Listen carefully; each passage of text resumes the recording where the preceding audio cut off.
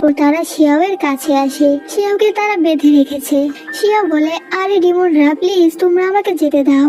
তখন হং এর অতীত মনে পড়ে, যেখানে তার ভালোবাসার মানুষটি তাকে মেরে ফেলেছিল, কারণ সে ডিমন। হং বলে, আমার জীবনে সব থেকে বড় ভুল তোমার সাথে দেখা হওয়া। হং বলে, তা না পারলেও সে যদি কোনো খারাপ ডিমনের মুখোমুখি হয় তাহলে বিপদে পড়তে পারে। একটা কাক এসে শিয়াওয়ের ফেলে দেওয়া কাগজের টুকরো মুখে নিয়ে একটি লোকের কাছে দিয়ে দেয়। এদিকে শিয়াও একটি খাল দেখে খুশি হয়ে পানিতে নেমে যায়। তখনই একটি কালো ধোঁয়ার ছায়া এসে তাকে তুলে নিয়ে যায়। এই কালো ছায়াটি হচ্ছে একটা ডিমন, তার নাম হলো হেইউ। সে শিয়াওয়ের গলা চেপে ধরে বলে, তুমি তো ডিমন রাজ্যের বাইরের কেউ, কি করে এই বেরিয়ার ভেঙে ভিতরে প্রবেশ করেছো? তখনই শিউমিং এসে তার সাথে লড়াই শুরু করে, তাই হেইউ শিয়াওকে ছুঁড়ে মারে। তখনই হং তাকে ধরে ফেলে। হং তাদের লড়াই থামিয়ে দিয়ে বলে, শত বছর আগে তোমাকে তো বলেছিলাম তুমি পিপা গুহায় থাকবে, ডিমন রাজ্যের ভেতরে প্রবেশ করবে না। হেইউ বলে, ডিমন লর্ডের অনুপস্থিতিতে ডিমনদের মাঝে বিশৃঙ্খলা সৃষ্টি হয়েছিল। আমি এই এরিয়াটা 100 বছর ধরে গার্ড দিয়ে রেখেছি। সে হংকে গ্রেটিং করে। হং বলে, এখন আমি চলে এসেছি, তোমার আর গার্ড দেওয়ার প্রয়োজন নেই। সে সবাইকে নিয়ে চলে যেতে চাইলে হেইউ বলে, এই মেয়েটি ডিমন রাজ্যের বাইরের, আর তার ভেতরে ডিমনিক পাওয়ার রয়েছে। আমার মনে হয় সে এখানে থাকা মানে আমাদের ডিমন রাজ্যের জন্য হুমকি। শিয়াও বলে, আমি তো এখানে থাকতেও চাই না। সে চলে যেতে চাইলে হেইউ তার উপর আক্রমণ করতে চায়, কিন্তু হং তাকে প্রোটেক্ট করে নেয়। হেইউ বলে, সবসময় এত উদার মনের প্রমাণ দিতে গেলে তা বিপদ ডেকে আনতে পারে। যদি আপনি ডিমন লর্ড হিসাবে নিজের রাজ্যের নিরাপত্তা নিশ্চিত করতে না পারেন তাহলে সেই দায়িত্ব আমাকে দিলেই পারেন। সে হংকে আক্রমণ করতে চায়। হং তাকে এক আঘাতে দুর্বল করে দিয়ে বলে, যদিও আমি ডিমন লর্ড হিসাবে অবশ্যই সকল ডিমনদের ইউলি পানি পেতে সাহায্য করব, যাতে করে তারা তাদের কাল্টিভেশন বৃদ্ধি করতে পারে, কিন্তু তোমার যদি অন্য কোনো উদ্দেশ্য থেকে থাকে তাহলে অবশ্যই আমি কতটা নিষ্ঠুর হতে পারি তা তোমাকে দেখাতে প্রস্তুত আছি। হেইউ তার কাছে ক্ষমা চায়। তারা সবাই চলে যেতে হেইউ রেসিস্ট্যান্ট তাকে বলে, কি প্রয়োজন ছিল শুধু শুধু এই ঝামেলা করার? হেইউ রেগে বলে, সে তো ভেবেছিল হয়তো ডিমন লর্ড এখন মানুষ হয়ে গিয়েছে, কিন্তু এখনো পর্যন্ত সে সব থেকে পাওয়ারফুল। এরপর শিয়াও হংকে বলে, আপনি কি আঘাত পেয়েছেন? শিউমিং বলে, লর্ড আমি আপাতত যাচ্ছি, কোনো প্রয়োজন হলে আমাকে ডাকবেন। এরপর হং শিয়াওকে তার কাছে টেনে নেয়। শিয়াও বলে, আমাকে ছেড়ে দিন, আমি ভাবিনি ডিমন লর্ড একজন সাধারণ মেয়েকে একা পেয়ে এভাবে বিরক্ত করবেন। হংই বলে, তুমি কি সত্যি সাধারণ কেউ? শিয়াও বলে, ঠিক আছে আমি সাধারণ কেউ নই, এখন আমাকে যেতে দিন, আর নয়তো। হং বলে, আর নয়তো কি? শিয়াও তাকে কিস করে দিতে চাইলে হংই দূরে সরে যায়। সে শিয়াওকে বলে, তুমি একজন ডিমন হয়েও কেন ডিমনিক কৌশল জানো না? তোমার ডিমন রাজ্যে থেকে সঠিকভাবে ডিমনিক স্পিরিচুয়াল পাওয়ার ব্যবহার করা শেখা উচিত। শিয়াও বলে, কি আজব, আমি তো মানুষের দুনিয়াতেই ভালো ছিলাম, সেখান থেকে জোর করে আমাকে এই ডিমন রাজ্যে তুলে নিয়ে এসেছেন, এখন আমাকে ডিমনিক কাল্টিভেশন শেখাতে চাচ্ছেন?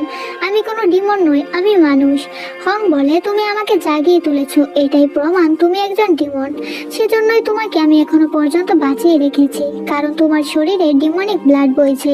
শিয়াও রেগে বলে, আমি ডিমন নই, আমি মানুষ মায়ের গর্ভে জন্ম নিয়েছি, আর ডিমনরা তো মানুষ খায়, আমি মানুষ খাই না। এটা শুনে হংয়ের মনে পড়ে আগে জন্মে নিগান তাকে বলেছিল সব ডিমনরা মানুষ খায় কিন্তু তুমি খাও না। তাই সে শিয়াওকে আবারও তার কাছে টেনে নিয়ে গলা চেপে ধরে বলে, সত্যি করে বলো কে তুমি? শিয়াও নিজেকে বাঁচাতে তার মাথায় থাকা হেয়ার পিন হংয়ের বুকে ঢুকিয়ে দেয়। তখন হংয়ের আবারও আগের জন্মের কথা মনে পড়ে, যেখানে নিগান একজন মানুষ ছিল, তাই তাকে অমরত্ব দেওয়ার জন্য সে কুনলুন মিরর ঠিক করেছিল তার সাথে নিগানের বিয়ের দিন। তখন নিগান তাকে বলেছিল, আমার তোমার প্রতি কোনো ভালোবাসা নেই, যা ছিল তা কেবল তোমাকে বোকা বানানোর জন্য। এদিকে সে শিয়াওয়ের গলা এত জোরে চেপে ধরেছিল যে শিয়াওয়ের চোখে থেকে পানি পড়তে শুরু করেছে। তখনই তার হুঁশ আসে। সে শিয়াওকে ছেড়ে দিয়ে বলে, তুমি এখন থেকে ডিমন রাজ্য থেকে এক পাও পালানোর চেষ্টা করলে আমার কাছ থেকে আর কোনো দয়াই পাবে না। সেখানে শিউমি চলে আসে। শিয়াও সেখানে জ্ঞান হারিয়ে ফেলে। হং এর মুখ থেকে ব্লাড বের হয়ে যায়। এরপর শিয়াওয়ের ঘুম ভাঙতেই সে দেখে তার পাশে বসে রয়েছে দুটো ডিমন। এ হচ্ছে লুলু আর এর নাম ডালি। তারা শিয়াওকে খাবার খেতে দেয়। লুলু তার দিকে খুবই অদ্ভুত ভাবে তাকিয়েছিল। শিয়াও তাই লুলুকে বলে তার সাথে খাবার খেতে, কিন্তু ডালি বলে এই খাবার শুধু আপনার জন্য। ডালি শিয়াওকে বলে লর্ড বাইরে তোমার জন্য অপেক্ষা করছে। শিয়াও বাইরে আসার আগে তার গলার কাপড় পেঁচিয়ে নেয়। হং এটার কারণ জিজ্ঞেস করলে সে বলে, কে জানে আপনি আবার কখন আমার গলা চেপে ধরেন। হং বলে, তোমার শরীর এখন কেমন লাগছে? শিয়াও বলে, ভালো, তবে আপনাদের এই বিছানাগুলো অনেক শক্ত, তাই শরীরে একটু ব্যথা হয়েছে। এরপর হং শিয়াওকে বলে, তুমি কি জানো পৃথিবীতে থাকা সকল জীবেরই আত্মা রয়েছে? শিয়াও হ্যাঁ বলে। হং বলে, ডিমনদের জন্ম হয় কাল্টিভেশন থেকে, তাদের বহু কষ্ট করতে হয় মানব রূপ পাওয়ার জন্য, কিন্তু তারপরও তারা মানুষদের থেকে কোনো সম্মান পায় না। শিয়া বলে, তাহলে তো আমি ডিমন নই, কারণ আমি মানুষদের মতোই জন্মেছি। হং বলে, যদি তুমি ডিমন না হতে তাহলে তোমাকে লুলু আর ডালি নিশ্চয়ই চিনতো। তোমাকে মানুষেরা ঘৃণা করে, তোমাকে ডিমন বলে, এগুলো কি মিথ্যে? তখন শিয়াওয়ের মনে পড়ে বিঞ্জু বলেছিল সে ডিমন, তার বাবাও বলেছিল তার ব্লাডে ডিমন স্মেল রয়েছে। হং বলে, আমি একজন ডিমন রুলার হওয়ায় ডিমনদের প্রোটেক্ট করা আমার দায়িত্ব। মানুষদের জগতে তোমার জীবনে ঝুঁকি রয়েছে, তাই আমি চাই তুমি একবারই এখানে সেটেল হয়ে যাও। আমি তোমার কাল্টিভেশনের ব্যবস্থা করে দেব। শিয়া বলে, যদি আমি মানুষের জগতে চলে যেতে চাই তাহলে? হং বলে, তোমার দুটো রাস্তাই খোলা রয়েছে। পরের দিন শিয়াও সেই পোকা ডিমনগুলোর কাছে আসে, যে পোকাগুলোর প্রাসাদ সে ভেঙে দিয়েছিল। আজ সে তাদের জন্য নতুন ব্রিজ বানিয়ে এনেছে, সাথে কিছু জিনিসপত্র। সে সেগুলো দিতে গিয়ে আবার সবকিছু ভেঙে ফেলে। তখন হং এসে পোকাদের সব জিনিসগুলো সুন্দর করে সাজিয়ে দেয়, আর পোকাগুলো শিয়াওয়ের বন্ধু হয়ে যায়। হং বলে, এই ডিমন পোকাগুলো একসময় মানুষের জগতে ছিল, পরবর্তীতে তারা এখানে চলে এসেছে। হং বলে, যেহেতু তুমি অল্প কিছুদিন এখানে থাকবে, আবার মানুষের দুনিয়ায় চলে যাবে, তাই এই কিছুদিন তুমি ডিমনিক পড়াশোনা করবে। এরপর শিয়াও আসে তার পাঠশালায়। এখানে অনেক ডিমন ছিল যারা এখনো পুরোপুরি মানব রূপ ধারণ করতে পারেনি। এখানে আবার ডালিয়া লুলু এসেছে। ক্লাসে নতুন ছাত্রী আসায় সবাই ভিড় করেছে। সেও বলে, তোমরা সবাই অর্ধেক মানব রূপ পেয়েছো, তাই আমার তোমাদের থেকে সিনিয়রদের সাথে পড়া উচিত, তোমাদের সাথে নয়, কারণ আমার তো পুরোপুরি মানব রূপ। তখনই ব্যাম্বো ডিমন এসে বলে, তোমাকে নিশ্চয়ই লর্ড আলাদাভাবে কোনো ট্রিক শিখাচ্ছে। দেখো, আমরা এত বছর কাল্টিভেশন করেছি, এখনো অর্ধ মানব রূপ পেয়েছি, আর তুমি আজ প্রথমবার পাঠশালায় আসতে তোমার সম্পূর্ণ মানব রূপ কি করে পেয়েছো? আমরা তোমার আসল ডিমন রূপ দেখতে চাই। সবাই বলতে শুরু করে তারা সবাই তার আসল ডিমন রূপ দেখতে চায়। শিয়া বলে, আমার ডিমন রূপ হচ্ছে আমি হোয়াইট স্নেক। তখন মানুষ শিকারীদের হাতে বন্দী হয়ে যায়। তখন একজন ব্লু পোশাকের সুপার হিরো এসে আমাকে বাঁচিয়ে নেয়। সবাই বলে সেই সুপার হিরোটাকে ডিমন লর্ড। শিয়াও সবাইকে ইশারা করে আস্তে কথা বলতে। এদিকে পাঠশালার উপরে একটি গাছে বসে শিয়াওয়ের নজর রাখছিল শিয়াওয়ের ঠিকঠাক ভাবে পড়ছে কিনা। শিয়াওয়ের এসব কথা শুনে সে বলে, কি মিথ্যুক এই শিয়াও, সবসময় নিজের প্রশংসাতেই ব্যস্ত। হং বলে, সত্যি। হংকে তার পাশে দেখে তো শিউমিং চমকে যায়। সে হংকে বলে, আপনি এখানে কেন এসেছেন? সে ঠিকঠাক ভাবে পড়ছে কিনা তা দেখতে নাকি? হং শিউমিংকে ছুঁড়ে ফেলে দেয়। এদিকে একটি ডিমন শিয়াওকে বলে, তুমি যেহেতু সাপ, তোমার পছন্দের খাবার রয়েছে আমার কাছে। ইঁদুর দেখে তো শিয়াও ভয় পেয়ে যায়। সে বলে, আমি এসব খাই না, আমি শুধু মানুষ খাই। এটা শুনে তো সব ডিমনগুলোই ভয় পেয়ে যায়। তারা বলে, তুমি কি করে মানুষ খাবে? লুলু বলে, আমার মা বলেছে মানুষেরা ডিমনদের খেয়ে ফেলে। ডালি বলে, হ্যাঁ, অনেক ডিমনকে মানুষেরা খেয়ে ফেলেছে।